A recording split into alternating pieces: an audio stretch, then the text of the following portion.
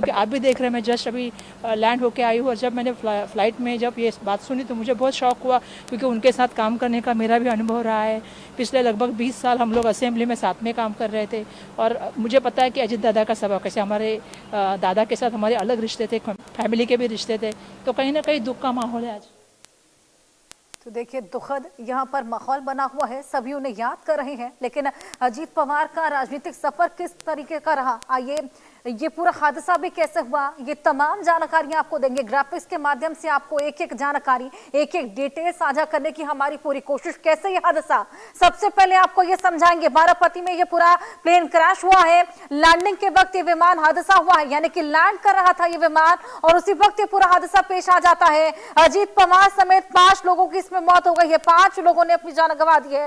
Ajit Pawar deputy CM भी इसमें मौजूद थे। सुबह 9 बजे से 9:15 के बीच में यह पूरा हादसा पेश आया है, और मुंबई से बारामती जा रहे थे अजीत पवार। दरअसल एक सभा होनी थी जिसमें संबोधित करने वाले थे, क्योंकि आगामी चुनाव है जिला परिषद के, और इसी वजह से बारामती जा रहे थे, जहां पर यह पूरा हादसा हो जाता है, और इसमें अजीत पवार अपनी जान गंवा देते हैं। अब जो सियासी गलियारे हैं वहां पर शोक की लहर दौड़ गई है, सभी उनको याद कर रहे हैं, उनके राजनीतिक सफर को याद कर रहे हैं, लेकिन उनका राजनीतिक सफर कैसा रहा, आइए ये भी आपको समझाएं।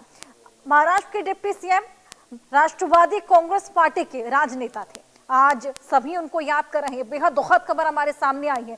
शरद पवार के भतीजे थे अजीत पवार, और साथ ही आपको बताएं कि महाराष्ट्र की राजनीति में बेहद अच्छी उनकी पकड़ रही है, यानी कि उनका सफर बेहद शानदार रहा है, और आज सभी उनको याद कर रहे हैं। विधानसभा में अजीत पवार के 41 विधायक रहे हैं, और एनसीपी के चीफ भी थे। महाराष्ट्र के डिप्टी सीएम थे, अब एनसीपी की कमान संभाले हुए थे, चीफ थे। अब देखना होगा कि एनसीपी की कमान आगे किसके हाथ जाती है, क्या फ्यूचर एनसीपी का रहता है, क्योंकि महाराष्ट्र की पॉलिटिक्स में इसको लेकर खासा हलचल है। देखिए, सभी फिलहाल उनको याद कर रहे हैं, लेकिन अब क्या फ्यूचर रहेगा।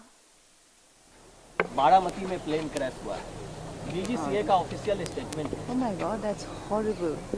This is such a horrible news, and I'm so sorry कि मुझे तो अभी एक्चुअली हम लोग बहुत जल्दबाजी में रहते हैं जब सुबह सुबह आते हैं, मतलब there is not enough word to say कि पर खैर मैं अपने इमोशंस थोड़ा अलाइन करके I will give a statement.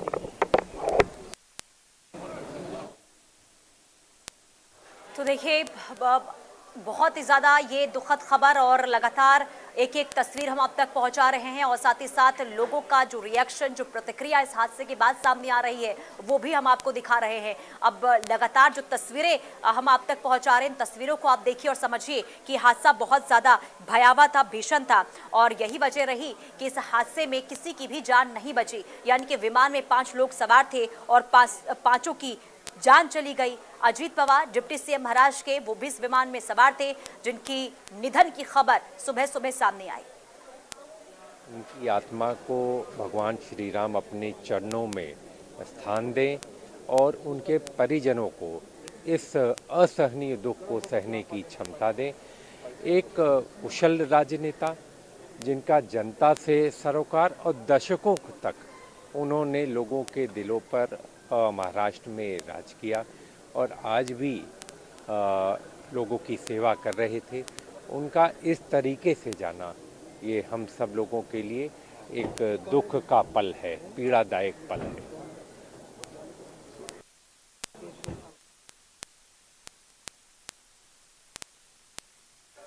तो हम लोगों के लिए पीड़ादायक ये दुर्घटना रही है। अब ये इस वक्त हर कोई कहता हुआ नजर आ रहा है, लेकिन आपको बता दें, देखिए, जब जब अजीत पवार को याद किया जाएगा तो उनके राजनीतिक सफर को अब हमेशा याद किया जाएगा। देखिए, 13 सालों में 5 बार के वो महाराष्ट्र के डिप्टी सीएम रहे हैं। इसके अलावा कई मंत्री पद भी वो संभाल चुके हैं, यानी कि कई बड़ी जिम्मेदारी भी अब उनके कंधों पर रही है। और ऐसे में अजीत पवार जब अपने चाचा के साथ थे, तो चाचा के साथ रहते हुए उन्होंने किस तरीके से राजनीति सीखी, और एक समय ऐसा भी आया जब अपने चाचा से अलग होकर, यानी कि एनसीपी जो है 2 फाड़ होती हुई नजर आई थी, और अब महाराष्ट्र की राजनीति में उनका एक दबदबा रहा है। प्रभावशाली नेता के रूप में उन्हें जाना जाता रहा है, उन्हें राजनीति के दादा के रूप में जाना जाता है, यानी कि लोग उन्हें, जो उनके चाहने वाले हैं, जो कार्यकर्ता रहे हैं, वो उनको दादा बुलाया करते थे। और देखिए, एक कार्यकर्ता के लिए वो लोकप्रिय थे, लेकिन आज दुर्दैव में से आज नहीं रहे, तो इसमें पूरा महाराष्ट्र 12-13 करोड़ जनता दुख में है। मैं भी उसमें दुख में शामिल हुई थी, उनको श्रद्धांजली अर्पण करतो।